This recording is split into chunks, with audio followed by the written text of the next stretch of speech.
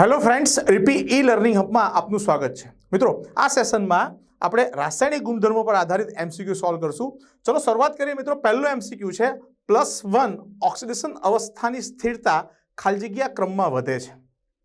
સમૂહ 13 અને સમૂહ 13 માં આપણને બે ઓક્સિડેશન અવસ્થા જોવા મળે છે। સમૂહ ઓક્સિડેશન અવસ્થા +3 અને આ ઉપરાંત નિષ્ક્રિય યુગ્મ અસરને કારણે +1 ઓક્સિડેશન અવસ્થા પણ દર્શાવે છે। અને +1 ઓક્સિડેશન અવસ્થાનું સ્થાયિત્વ એ સમૂહમાં નીચે તરફ જતા વધે છે। બરાબર, તો +1 ઓક્સિડેશન અવસ્થાની સ્થિરતાનો ક્રમ બરાબર કયા ક્રમમાં વધે છે? તો સમૂહમાં નીચે તરફ જઈએ તો તેમ ઓક્સિડેશન અવસ્થા +1 ની સ્થાયિતા વધે। તો અહીંયા કોણ આવશે મિત્રો? તો અહીંયા બોરોન નથી, એલ્યુમિનિયમ, ગેલિયમ, ઇન્ડિયમ ને થેલિયમ। તો આનો ઓપ્શન કયો થવો જોઈએ? આનો ઓપ્શન થવો જોઈએ, જવાબ આવવો જોઈએ એ। બરાબર છે, કારણ કે એલ્યુમિનિયમ કરતા ગેલિયમ, ઇન્ડિયમ ને થેલિયમ બરાબર છે। એ રીતે થેલિયમની +1 ઓક્સિડેશન અવસ્થા એ સૌથી સ્થાયી હશે।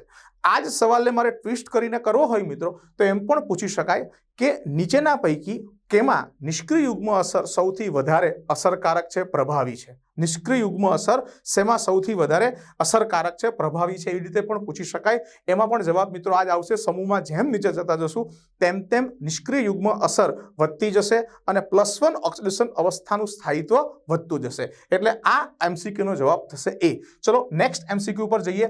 કઈ ધાતુનું રક્ષણ તેના પોતાના જ ઓક્સાઇડના સ્તરથી થાય છે? મિત્રો, આ એલ્યુમિનિયમની વાત કરે છે।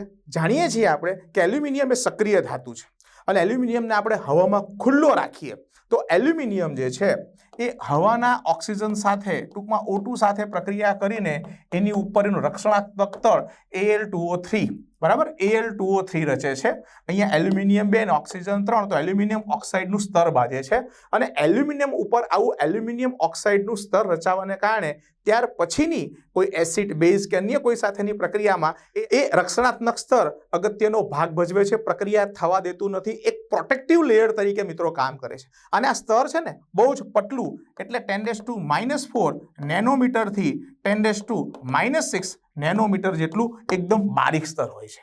બરાબર, તો કઈ ધાતુ ઉપર આવું સ્તર બને છે મિત્રો? તો એલ્યુમિનિયમ ધાતુ ઉપર સ્તર બને છે, એટલે જવાબ થશે આનો એ। ઓકે, ચલો નેક્સ્ટ એમસીક્યુ પર જઈએ। શું છે એની પછીનો એમસીક્યુ? નીચેનામાંથી કયો આયન જલીય દ્રાવણમાં અસ્તિત્વ ધરાવતો નથી? કયો આયન જલીય દ્રાવણમાં અસ્તિત્વ ધરાવતો નથી? Pb+2 છે, Sn+4 છે, અહીંયા બોરોનનો +3 છે, જરાક આના ઉપર ખાસ ધ્યાન આપજો, અને ટાઇટેનિયમ બરાબર, ટાઇટેનિયમ ન આવે મિત્રો, થેલિયમ જ છે, કારણ કે આપણે સમૂહ 13-14 જ ભણીએ છીએ, થેલિયમ +1 છે। ઓકે, તો આમાંથી કયો જલીય દ્રાવણમાં અસ્તિત્વ ધરાવતો નથી? તો મિત્રો બોરોન જે સમૂહનું પહેલું તત્વ છે, જેનું કદ પણ પ્રમાણમાં ઘણું નાનું છે, અને બોરોનનો +3 વાળો આયન એ અસ્તિત્વ ધરાવતો નથી। કેમ? કારણ કે એની જે 3 આયનીકરણ ઉર્જા બરાબર, આયોનાઇઝેશન 1 વત્તા આયોનાઇઝેશન 2 વત્તા આયોનાઇઝેશન 3 એનું મૂલ્ય ઘણું ઊંચું હોય છે બરાબર, અને ઘણું ઊંચું હોવાને કારણે સ્વાભાવિક છે બોરોન એ +3 વાળા આયનમાં એ કન્વર્ટ થતો નથી, રૂપાંતરિત થતો નથી, આવો આયન બનાવતો નથી। એટલે જલીય દ્રાવણમાં બાકીના બધા આયન મળશે તમને, પણ બોરોનનો +3 વાળો આયન નહીં બને। બોરોન મોટાભાગે સહસંયોજક સંયોજનો જ બનાવે છે, આયનિક સંયોજનો નહીં બનાવે। ઓકે, એટલે આનો જવાબ કયો થશે મિત્રો? આનો આન્સર આવશે સી ઓપ્શન। ઓકે, ત્યાર પછી ચોથો એમસીક્યુ જોઈએ। નીચેનામાંથી કયું બંધારણ બોરોન ટ્રાઇફ્લોરાઇડનું સાચું સૂત્ર દર્શાવે છે? હવે બોરોન ટ્રાઇફ્લોરાઇડ બરાબર એ આપણે ભણી ગયા, આપણે થિયરી વાળા પોર્શનમાં બહુ વ્યવસ્થિત ચર્ચા કરી છે। બેક બોન્ડિંગ થિયરી આપણે ભણ્યા છે।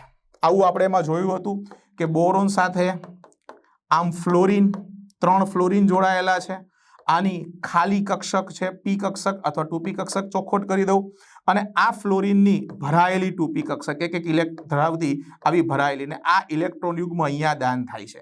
એના કારણે આ બોરોન અને આ ફ્લોરિન વચ્ચે સ્વાભાવિક છે શું થશે? તો અહીંયા આંશિક રીતે દ્વિબંધની આપણે કલ્પના કરેલી, જેને હું આમ પણ બતાવી શકું મિત્રો, આવી રીતે પણ હું બતાવી શકું, બરાબર છે। અહીંયા ફ્લોરિન છે, અહીંયા પણ ફ્લોરિન છે, એક સવર્ગ બનતો, અહીંયા એક સહસંયોજક બનતો ખરો, પણ એક સહસંયોજક બંધ ઉપરાંત અહીંયા ફ્લોરિન જે છે દાન કરશે। તો આમાંથી કયું બંધારણ એ બોરોન ટ્રાઇફ્લોરાઇડનું સાચું બંધારણ દર્શાવે છે? નજર મારીએ મિત્રો તો આપણને થોડોક જોતા આઈડિયા આવી જાય કે બંધારણ એ છે, જેમાં ફ્લોરિન થી બોરોન તરફ આમ ઇલેક્ટ્રોન યુગ્મનું દાન છે, જે અહીંયા બતાવ્યું છે તે રીતના દાન છે, બરાબર। અને 3 ફ્લોરિન દાન કરશે। પહેલા આને 1 બોરોન અને ફ્લોરિનને 1 નંબર આપી દઈએ, આ ફ્લોરિનને 2 નંબર આપીએ અને આ ફ્લોરિનને 1, 2 અને 3 નંબર આપીએ મિત્રો, તો 3 ફ્લોરિન વારા પરથી શું કરશે, એ દાન કરશે। એટલે સ્વાભાવિક છે આ બંધારણ સાચું છે। બીજા બંધારણમાં જોઈએ તો બોરોન ફ્લોરિનને દાન કરે છે, આવું નથી થતું મિત્રો, એટલે ખોટું છે, બરાબર છે। આ બંધારણની અંદર ફ્લોરિન એ માઇનસ થાય છે મિત્રો, ફ્લોરિન માઇનસ નથી આવતો, બરાબર। અહીંયા દ્વિબંધ તો બને છે પણ ફ્લોરિન ઉપર નેગેટિવ ચાર્જ નથી આવતો, એટલે આ બંધારણ બી મિત્રો ખોટું છે। અને આની અંદર બોરોન ફ્લોરિન એના આ પણ મિત્રો સત્ય બંધારણ નથી। એટલે સાચું બંધારણ કયું અથવા સાચું સૂત્ર કયું છે, બોરોન ટ્રાઇફ્લોરાઇડનું, એક સહસંયોજક બનતો ખરો અને ઉપરથી ફ્લોરિન થી બોરોન તરફ એ ઇલેક્ટ્રોન યુગ્મ દાન, એટલે વારાફરતી 3 જણા દાન કરે, એટલે આવી રીતે દર્શાવી શકીએ। એટલે આનો આન્સર થશે એ। ઓકે, ચલો નેક્સ્ટ એમસીક્યુ પર જઈએ। શું છે એની પછીનો એમસીક્યુ? એની પછીનો એમસીક્યુ છે BF3 માં B-F ની બંધ વિયોજન એટલે બંધ તોડવા માટે જરૂરી એન્થાલ્પીનું મૂલ્ય છે 646 કિલોજૂલ પ્રતિ મોલ, આ મોલ ઇન્વર્સ છે। ઓકે, જ્યારે CF4 એટલે કાર્બનનો ટેટ્રાફ્લોરાઇડ, આ બોરોનનો ટેટ્રાફ્લોરાઇડ છે, તે કાર્બનના ટેટ્રાફ્લોરાઇડમાં CF ની બંધ વિયોજન એન્થાલ્પીનું મૂલ્ય છે 515 કિલોજૂલ મોલ ઇન્વર્સ। તો BF માં બંધ વિયોજન એન્થાલ્પી CF ની બંધની સરખામણીમાં વધુ છે, તેનું સાચું કારણ આપો, બરાબર છે। એટલે તમે સમજી શકો કે BF ના વેલ્યુ એ વધારે છે, CF ના વેલ્યુ ઓછા છે। જોવા જઈએ તો બોરોન કરતા કાર્બનનું કદ નાનું, બોરોન કરતા કાર્બનનું કદ નાનું છે ને, તો એના કારણે CF ની બંધ વિયોજન એન્થાલ્પી વધારે આવી જોઈએ। આ તો ઉલટું થાય છે, બોરોન અને ફ્લોરિન વચ્ચેના બંધની એન્થાલ્પી વધારે આવે છે। એનું કારણ શું થશે મિત્રો? હમણાં જ આપણે ચર્ચા કરી બેક બોન્ડિંગ, ડેટિવ બોન્ડ પણ જેને આપણે કીધો છે, તો એમાં ફ્લોરિન થી બોરોન તરફ ઇલેક્ટ્રોન યુગ્મ દાન થતું હોવાને કારણે તેમાં દ્વિબંધની પ્રકૃતિ આવે છે। અને એ કયો બંધ બને મિત્રો? એ 2 p કક્ષકો વચ્ચે બંધ ધરીથી દૂર, બરાબર છે, એ ઇલેક્ટ્રોનના એ રીતે સ્થાનાંતરને કારણે p-p બોન્ડિંગ થાય છે। આવું p-p બોન્ડિંગ આપણને એ માત્ર BF3 ના જ અણુમાં જોવા મળે છે। એટલે BF3 માં BF બંધ એન્થાલ્પી વધી જશે, કારણ કે આંશિક દ્વિબંધનો સ્વભાવ એમાં આવશે। પણ અહીંયા કાર્બન ટેટ્રાફ્લોરાઇડ ને આપણે વાત કરીએ તો એમાં નોર્મલ સિંગલ બોન્ડ છે, એમાં આવું કોઈ p-p બોન્ડિંગ થતું નથી। ઓકે, એવું કોઈ p-p બોન્ડિંગ નથી થતું। કેમ?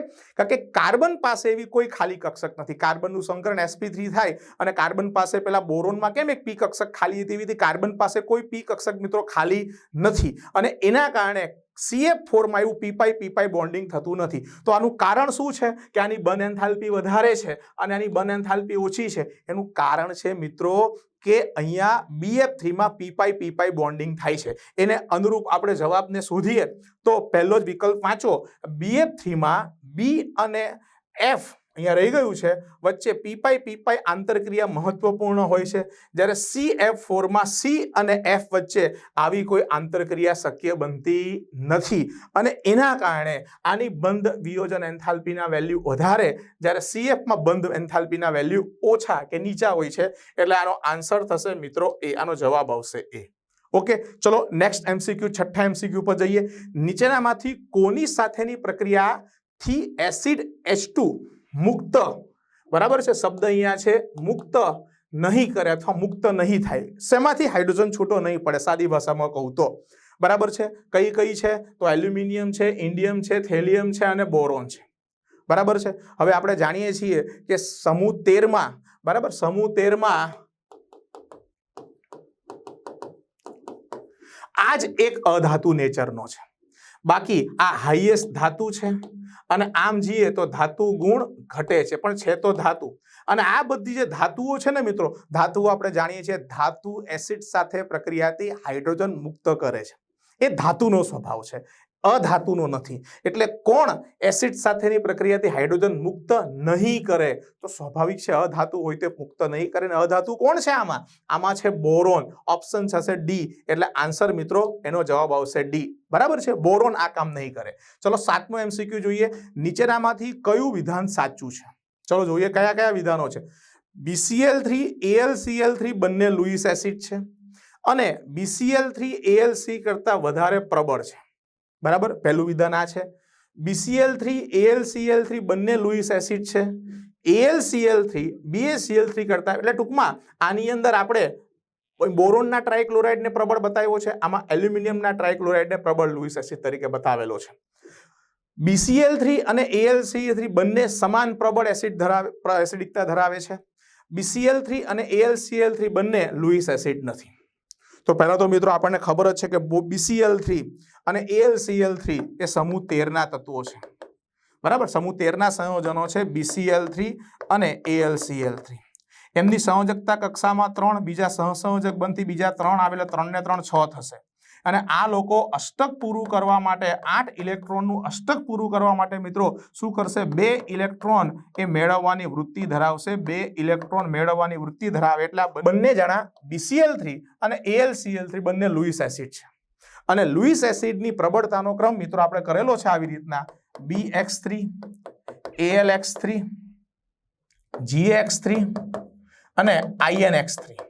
અને આમાં કઈ નિશાની આવે તમને ખબર છે મિત્રો કે જેમ સમૂહમાં નીચે તરફ જતા જઈએ, બરાબર છે, તો તેમ તેમ શું થશે? એસિડ તરીકેની પ્રબળતા ઘટે છે. ઓકે, તો આ સૌથી પ્રબળ લुईस એસિડ થશે. તો આન્સર કયો સેટ કરીએ મિત્રો? પહેલો ઓપ્શન આપણે સેટ કરવો જોશે. BCl3 અને AlCl3 બંને લुईस એસિડ છે અને BCl3 એ AlCl3 કરતા કેવો છે? પ્રબળ લुईस એસિડ છે. બરાબર છે, વધારે સારો લुईस એસિડ છે BCl3. એટલે જવાબ થશે મિત્રો A. ઓકે, ચલો 8મો MCQ. એલ્યુમિનિયમની પ્રબળ પોટેશિયમ હાઇડ્રોક્સાઇડ. પ્રબળ પોટેશિયમ હાઇડ્રોક્સાઇડ એટલે સાંદ્ર KOH. બરાબર, એની સાથેની પ્રક્રિયાથી ડાયહાઇડ્રોજન વાયુ સાથે શું બને છે? સવાલ કદાચ ન સમજે તો ચોખવટ કરી દઉં કે તમે એલ્યુમિનિયમની KOH સાથે પ્રક્રિયા કરો તો ડાયહાઇડ્રોજન એટલે H2 તો મળે, એના સિવાય બીજું શું મળે? એની સાથે બીજું તમને શું મળે? તો 4 પ્રોડક્ટમાંથી કઈ પ્રોડક્ટ મળે તે આપણે ડિસાઇડ કરવાનું છે. તો એની માટે આપણે એલ્યુમિનિયમની KOH સાથે પ્રક્રિયા કરાવી. આપણે જાણીએ છીએ મિત્રો એલ્યુમિનિયમ એ ઉભય ગુણધર્મી છે. એસિડ સાથે એઝ વેલ એઝ બેઝ સાથે પણ પ્રક્રિયા કરે છે, NaOH સાથે પણ પ્રક્રિયા કરશે, KOH સાથે પણ પ્રક્રિયા કરશે. અહીંયા મારે એને KOH સાથે પ્રક્રિયા કરાવી છે, તો આપણે એલ્યુમિનિયમની મિત્રો KOH સાથે પ્રક્રિયા કરાવીએ. એલ્યુમિનિયમની KOH અને KOH નું આપણું જલીય દ્રાવણ લેવાનું છે એટલે અહીંયા H2O. બરાબર, આની સાથેની પ્રક્રિયાથી આપણને અહીંયા આ એલ્યુમિનિયમનો આવી રીતનો એક સંકીર્ણ ક્ષાર આ મળે છે. નામ થશે પોટેશિયમ ટેટ્રાહાઇડ્રોક્સો એલ્યુમિનેટ અને હાઇડ્રોજન છૂટો પડે છે. બરાબર છે, એટલે આનો આન્સર તો મિત્રો આપણને એમ જ મળી ગયો. સમીકરણ યાદ હોય ને પ્રક્રિયા યાદ હોય તો જવાબ આપણને ખબર પડી જાય કે આન્સર A આવશે. પણ આને આપણે જરાક બેલેન્સ કરવું છે, જરાક ધ્યાનથી મિત્રો. કેમ કરીશું? આમાં એલ્યુમિનિયમનો ઓક્સિડેશન આંક 0 થશે, આમાં એલ્યુમિનિયમનો ઓક્સિડેશન આંક +3 થશે. 0 માંથી +3 થયું એટલે આ પ્રક્રિયા ઓક્સિડેશનની થઈ મિત્રો, અને આમાં +3 નો વધારો થયો. બરાબર છે, અને હવે આમાં શું થશે? હાઇડ્રોજનને આવી રીતના આપણે જોઈએ તો 1 નો +1 તો 2 નો +2 થશે, અને એમાં હાઇડ્રોજનનો ઓક્સિડેશન આંક 0. તો આ શું થવાનું છે? આની અંદર સ્વાભાવિક છે આ રિડક્શનની પ્રોસેસ થઈ અને આની અંદર 2 નો ઘટાડો થશે. હવે આપણે સાદું સિમ્પલ સરળ શું કરીએ છીએ? યોગ્ય ગુણક આમાં ઉપયોગ લઈએ તો આના ગુણ્યા 2 કરીશું અને આના ગુણ્યા 3 કરીશું. ઓકે, તો અહીંયા આપણે ગુણકમાં 2 લઈએ, અહીંયા પણ ગુણકમાં 2 લેવા જોશે, અહીંયા 3 લઈએ તો અહીંયા બી 3 લેવા જોશે. ઓકે, આમ કરીએ ને મિત્રો તો પણ ઓક્સિજનનું સેટિંગ નથી આવતું. પહેલા આપણે પોટેશિયમને સેટ કરી લઈએ. 2 ટાઈમ પોટેશિયમ છે એટલે અહીંયા 2 ટાઈમ પોટેશિયમ કરીએ. ઓક્સિજન તમે ગણશો તો અહીંયા ઓક્સિજન 3 અને બીજા 2 એટલે ટોટલ 5 ઓક્સિજન છે. આ બાજુ ઉપર 5 ઓક્સિજન છે, પણ તમે આ બાજુ ઓક્સિજન ગણશો તો 4 દુ 8 ઓક્સિજન છે, તો આ બાજુ 8 ઓક્સિજન છે. તો સ્વાભાવિક છે ઓક્સિજન આ બાજુ ઘટે છે. એવી રીતે હાઇડ્રોજનને પણ તમે ગણી શકો. આ બાજુ 3 દુ 6, 6 ને 2 8 હાઇડ્રોજન છે, 8 હાઇડ્રોજનના પરમાણુ છે, અને આ બાજુ 4 દુ 8, બરાબર, 8 ને બીજા 6 એટલે ટોટલ 14 હાઇડ્રોજનના પરમાણુ છે. તો આપણે શું કરવું પડશે? તો આ બાજુ આપણે 3 વખત H2O, આના બાજુ છે 3 વખત H2O વધારે છે, ટૂંકમાં આ બાજુ 3 વખત H2O મૂકીએ તો 6 હાઇડ્રોજન અને 3 ઓક્સિજન બધું સેટિંગમાં આવી જાય. બરાબર, એટલે અહીંયા પાણીની સંખ્યા જે છે એ 3 H2O માંથી મારે હવે 6 H2O કરવી પડે. બરાબર છે, 6 H2O કરીશ એટલે આ સમીકરણ આખું બેલેન્સ થઈ જશે મિત્રો. સમીકરણ બેલેન્સ કરવું ખૂબ અગત્યનું છે. બરાબર છે, આનો જવાબ તો આપણને મળી જ ગયો હતો. પોટેશિયમ ટેટ્રાહાઇડ્રોક્સો એલ્યુમિનેટ આ રીતનો સંકીર્ણ ક્ષાર મળે એટલે ડાયહાઇડ્રોજન વાયુ H2 તો મળે, ઉપરાંત શું મળે? તો ઉપરાંત ઓપ્શન A માં છે તે આપણને મળે. ઓકે, ચલો નેક્સ્ટ MCQ ઉપર જઈએ. શું છે એની પછીનો MCQ? નીચેનામાંથી કયો ઓક્સાઇડ પ્રબળ બેઝિક છે? બરાબર, પ્રબળ બેઝિક ભેગું થઈ ગયું છે પણ પ્રબળ બેઝિક છે. હવે આપણે સ્વાભાવિક છે સમૂહમાં જેમ નીચે જતા જઈએ, બરાબર છે, અને એના ઓક્સાઇડ લખવું,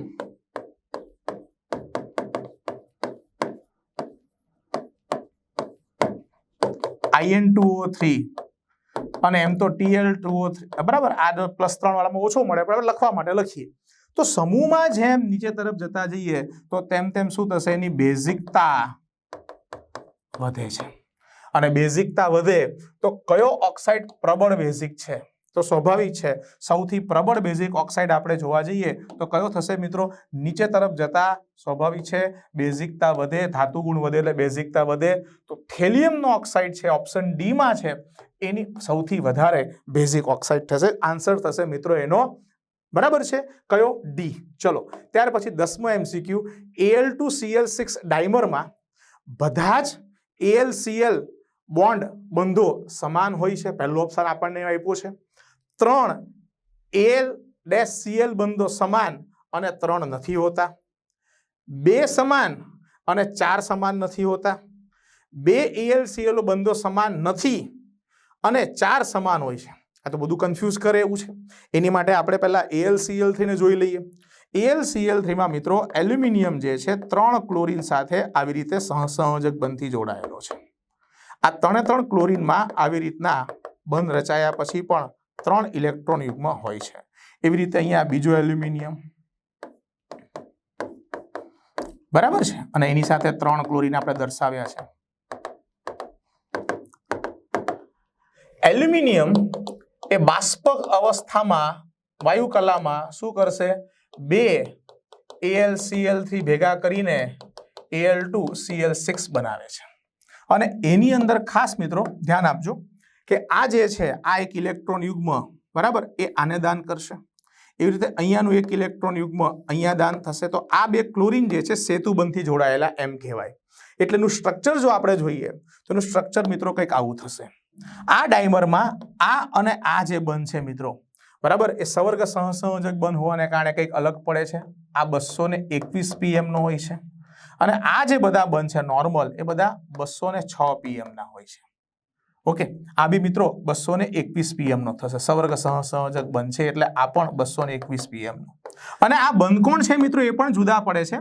આ બંધકોણ જે છે એ 101 અને આ 180 માંથી બાદ કરું એટલે આ 79 નો થશે. અને આ બંધકોણ જે છે એ 118 અંશનો છે. ઓકે, આ બંધ લંબાઈ ને બંધકોણના મૂલ્ય યાદ રાખજો. એટલે ઓપ્શન તપાસશો તો તમને આ ખબર પડશે કે 2 AlCl બંધો સમાન નથી, 2 અલગ પડે છે અને બાકીના બધા સમાન થશે. એટલે આનો આન્સર આવશે મિત્રો ડી. ઓકે, ચલો ફ્રેન્ડ્સ, આ ટોપિક આપણે અહીંયા પૂરો કરીએ.